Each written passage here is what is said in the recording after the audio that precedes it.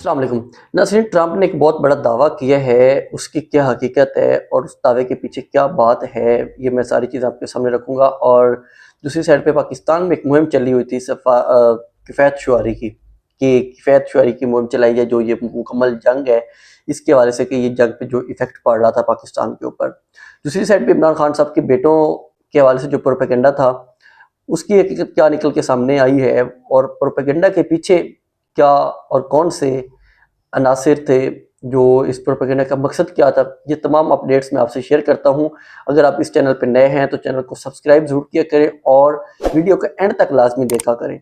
तो सबसे पहले मैं आपको बताता हूँ कि जो एक इमरान खान साहब के बेटों के हवाले से प्रोपेगेंडा सामने चल रहा था, उसकी हकीकत क्या थी। उसमें इमरान खान साहब के बेटे जब पहुँचते हैं वहाँ पे यूनाइटेड नेशन की कमेटी के सामने, उस कमेटी के सामने पहुंचने की सबसे पहले तो ये वजह है कि नौबत आती क्यों है। नौबत तब आई जब इमरान खान साहब की आंख का इलाज भी नहीं करवाने दिया गया। उनकी ट्रीटमेंट के लिए वो काफ़ी ज़्यादा कोशिश की उन्होंने कि उनका ट्रीटमेंट हो जाए, लेकिन इस रिजीम ने उनका ट्रीटमेंट तक नहीं करवाने दिया। अब वो जब जाते हैं उस कमेटी के सामने, तो उस कमेटी ने अपनी सिफारिशात भेजनी होती हैं उस मुल्क को कि आप इन इन चीज़ों पे अमल क्यों नहीं कर रहे। और वहाँ पे वो जीएसपी जो प्लस स्टेटस है जो पाकिस्तान को मिला हुआ है, वो भी इस पे इफ़ेक्ट पड़ सकता था। इसलिए इन्होंने ये इफ़ेक्ट आने से पहले इन्होंने एक प्रोपेगेंडा शुरू कर दिया कि अगर ये बात हम तक आती है तो हम कहेंगे कि इमरान खान साहब के बेटे ने ये सारी बात की है कि आप ये वाला स्टेटस ख़त्म करें। लेकिन वहाँ के जो बरतानवी इदारे हैं और एक फैक्ट चेक की रिपोर्ट है, उसमें क्या रिपोर्ट हुआ है कि इमरान खान साहब के बेटों ने ऐसी कोई भी बात नहीं की थी। दूसरी साइड पे जो यंग प्रोपेगेंडा चल रहा था, उसमें तमाम मीडिया जो यहाँ पाकिस्तान के, वो बढ़ चढ़ के हिस्सा ले रहा था कि इमरान खान साहब के बेटों ने जीएसपी प्लस स्टेटस ख़त्म करने की बात कर दी है। उन्होंने कहा है कि स्टेटस ख़त्म कर दिया जाए जो पाकिस्तान का स्टेटस है, लेकिन वो बार बार वजाहत दे रहे थे कि हमने ऐसा कुछ भी नहीं कहा। किसी भी मुल्क को उसके लीडर की वजह से उसकी आवाम को सज़ा नहीं मिलनी चाहिए, तो उन्होंने क्लियर किया। लेकिन यहाँ पे जो टाउट सहाफ़ी और पेड मीडिया बैठा होता है, उन्हें जहाँ से बातें आती हैं, उन्होंने कहा कि आपने ये वाला जो प्रोपेगेंडा कंटिन्यू रखना है, तो उन्होंने ये वाला प्रोपेगेंडा कंटिन्यू रखा। मज़ीद जो इस पे उनकी मुलाकातें हो रही हैं इमरान खान साहब के बेटों की वहाँ पे मुख्तलिफ़ ओहदेदारों से, उसके हवाले से भी हम आपको बाद में बताएंगे कि उन मुलाकातों में क्या निकल के सामने आता है, क्योंकि अभी तक जो कन्फर्म इतलात हैं वो हमारे पास नहीं है, तो हम आपको कोई उड़ी उड़ी खबर भी नहीं देना चाहते। तो अब मैं आपको बताता हूँ जो ट्रंप का एक दावा आया है। ट्रंप का ये दावा सामने आया है कि जो ईरान है उसने तोहफे के तौर पे 8 जहाज वहाँ पे हमें दिए हैं ऑयल के। अब उनसे जब ये वो खुद ही बात कर रहे थे ट्रंप कि जो जहाज गुजरे हैं उनके ऊपर पाकिस्तानी झंडे लगे हुए थे, कि पाकिस्तानी झंडों के नीचे वो वाले जहाज चल रहे थे। इसका मतलब ये हुआ कि जो वहाँ से जहाज गुजरे हैं ईरान ने तोहफे के तौर पे नहीं भेजे, क्योंकि अगर तोहफे के तौर पे भेजने होते तो वो खुद ही गुजरने देते कि हाँ भाई ठीक है आप लेके जाएं, हम ये खैर सगाली के तहत या तोहफे के तौर पे हम डोनाल्ड ट्रंप के लिए गुजरने दे रहे हैं, ताकि बातचीत का रास्ता आगे चले और एक मुज़ाकरात सीरियस सिचुएशन में जाएं। लेकिन ऐसा नहीं होता। वो कह रहे हैं ट्रंप के पाकिस्तानी झंडे के नीचे वहाँ से जहाज गुजरे। अब यहाँ पे पाकिस्तानी जो हुकूमत है इसको भी क्लियर करना चाहिए कि अगर ट्रंप ये दावा कर रहा है कि वो जहाज पाकिस्तानी झंडे के नीचे गुजरे हैं, तो पाकिस्तान ने वो वाले जहाज खुद क्यों नहीं रखे, वो तोहफे के तौर पे आगे क्यों दिए। ईरान को कहता कि अगर आपने तोहफा देना है तो आप खुद कोई तोहफा दे लें, या फिर ये हो सकता है जो पाकिस्तान एक सालसी का किरदार अदा कर रहा है, ईरान ने ये भी कहा हो कि आप ये जहाज ले जाएं, हम इन मुज़ाकरात में सीरियस हैं, इसीलिए हम ये आपके हवाले कर रहे हैं ये वाले जहाज़, ताकि आप ये जहाज़ यहाँ से गुजारें और डोनाल्ड ट्रंप को ये पैगाम दें कि हम बिल्कुल सीरियस हैं, आप सीरियस हो जाए। ये भी एक ज़ाहिर किया जा रहा है कि ये वाली रीज़न भी हो सकती है। लेकिन यहाँ पे अभी तक ईरान और पाकिस्तानी हुकूमत दोनों ने कन्फर्म नहीं किया कि इसके पीछे रीज़न क्या था जो ट्रंप ने ये दावा किया। अच्छा, ट्रंप बड़े अजीब व गरीब दावे करता रहता है। पिछले दिनों भी एक मुबैना तौर पे जो रिपोर्ट्स में दावा चल रहा था, ये वीडियोस में दावा आ रहा था सामने, वो ये था कि ट्रंप कहते हैं कि ईरान ने मुझे सुप्रीम लीडर बनाने की ऑफ़र की है, लेकिन मैंने उस ऑफ़र को ठुकरा दिया। अब ये किस किस्म का दावा है?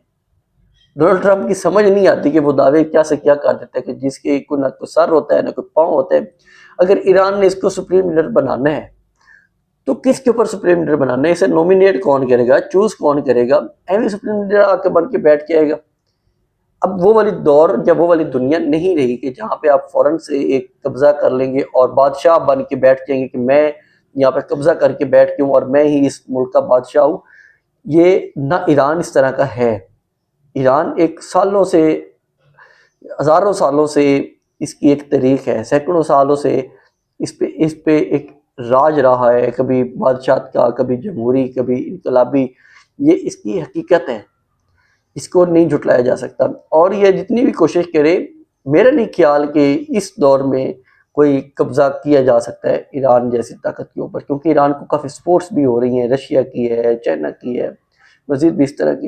लेकिन ट्रंप साहब के दावे बड़े अजीब व गरीब होते रहते हैं। वो कभी कोई दावा कर देते हैं, कभी कोई कर देते हैं। जब उनकी एक मीटिंग हो रही थी ट्रंप की, स्टीव विटकॉफ जो हैं वो उसमें ब्रीफिंग दे रहे थे कि जो इससे पहले मुज़ाकरात चल रहे थे ईरान के साथ, उन मुज़ाकरात में हमने ईरान से मांगी है कि जो उनकी अफजूदगी थी यूरेनियम की, हमने कहा कि आप वो भी हमारे हवाले कर दें। ईरान ने उन मुज़ाकरात में ही बताया था कि हमारे पास 60% यूरेनियम की अफजूदगी हो चुकी है और उसकी जो मिकदार है वो 460 किलोग्राम यूरेनियम हम अफजूदा कर चुके हैं। और उन 460 किलोग्राम से वो तकरीबन 11 एटमी बम बना सकते हैं।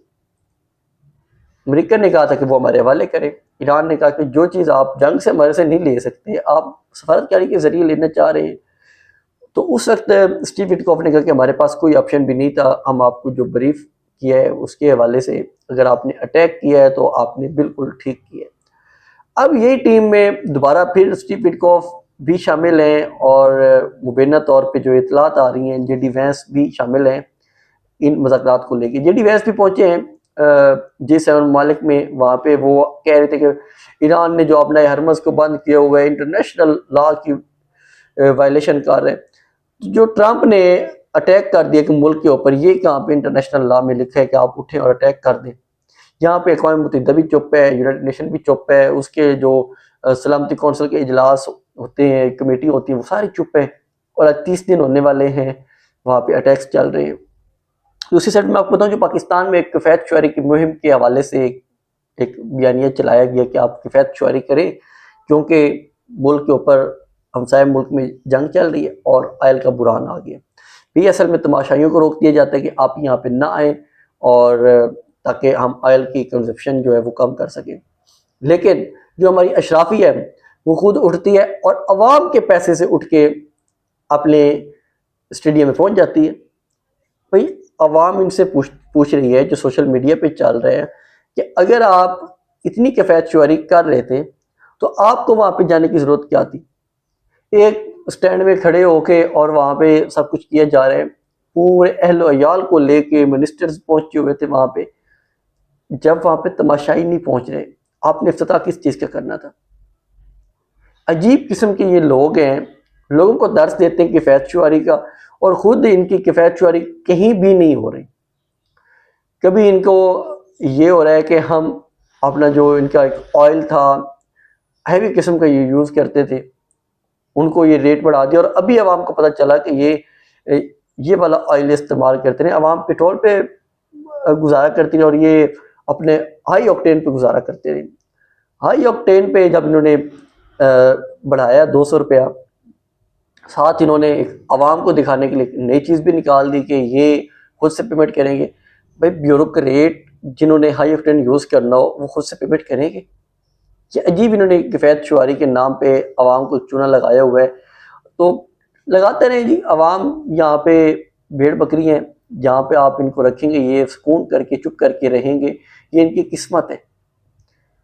इनके ऊपर वैसे ही हुक्मरान होते हैं जैसे अवाम होती है। जब तक अवाम बोलेगी नहीं, इनके ऊपर इसी तरह के हुक्मरान ज़ोर से, ताकत से अपना रोब जमा के बैठे रहेंगे। और ये पाकिस्तानी अवाम का हक है कि इनको इस तरह की हुक्मरान चाहिए। इसके साथ ही मुझे इजाज़त दें। मज़ीद अपडेट्स हम आपसे शेयर करेंगे। चैनल को सब्सक्राइब किया करें। अल्लाह हाफ़िज़।